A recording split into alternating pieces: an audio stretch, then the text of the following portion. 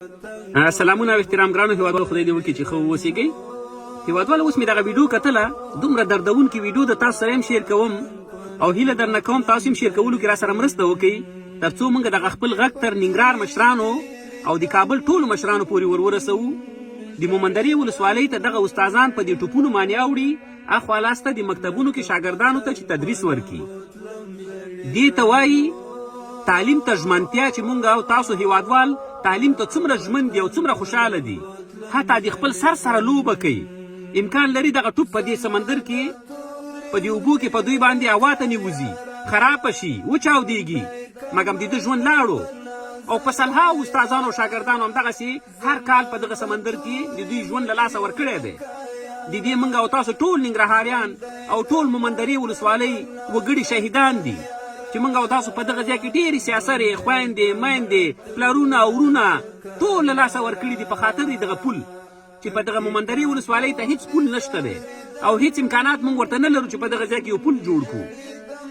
هیڅ یو نظام دې ته مخه نه ده کړې چې په دغه مومندرې ولسوالۍ ته یو پل جوړ کړي.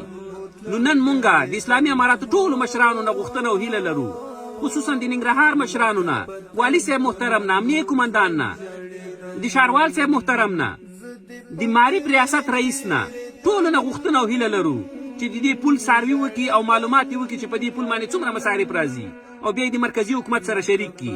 کله موږ او تاسو ډېرې موسسې راځي، خارجي موسسې، هغه موسسو ته یو پیشنهاد وکړي چې په دغه ځای کې یو پل وتړي تر څو د موږ او تاسو دغه استادان ښکلې شاګردانو ته د درس دپاره سهار لاړ شي او غرمه راشي او د مومندرې ټول وګړي ښکلې په دغه پل باندې واوړي او راوړي. نو هیله درنه کوم مشرانو، هغه څه ته باید موږ او تاسو توجه وکړو او لومړیتوب ورکړو چې اوس ورته اشد ضرورت موږ لرو او د انسانانو د ژوند سبب ګرځېږي. دې ته اوس اشد ضرورت دی، دې پل ته. که موږ او تاسو دا هیواد په تعلیم بسیا کړو نو موږ او تاسو به د نړیوالو سره سالم رقابت وکړو. که موږ او تاسو تاریخ ته سر ورښکاره کړو وګورو، موږ او تاسو هغه ګلاب مجاهدین، هغه ښایسته ښایسته ځوانۍ چې د ځانو پسې به یې واسکټونه تړل او بیا به د امریکایانو په بیزونو ننوتل او خپل ځان او سر نه به تېر و پکې. دا څه و چې موږ د تعلیم کچه د موږ په هیواد کې کمه وه. که موږ د تعلیم بسیا کړو دا هیواد او موږ تعلیم په ډګر کې دا ټول هیوادوال بسیا کړو، لکه څنګه چې نړیوال په خپلو هیوادو کې ناست دي او توکمه زور کوي د موږ په هیواد کې ډرون حملې کوي، نو موږ به هم په خپل هیواد کې د موږ هیوادوال مجاهدین توکمې زور کوي او د دوی په هیواد کې به راکټي بریدونه کوي. دا په څه باندې کیږي؟ دا په تعلیم باندې کیږي چې موږ دا هیواد په تعلیم باندې بسیا کړو تر څو چې دا هیواد په تعلیم بسیا نشي او تعلیم زده کړه ته د پراختیا ورنکړي، تر هغه به خپل ځان پسې بم تړي او بیا به په دوی باندې ځانونه الوځي. نو راځئ هیوادوالو، راځئ د نظام مشرانو، موږ او تاسو باید اوله توجه اسلام او معرف برخې ته زیاته ورکړو.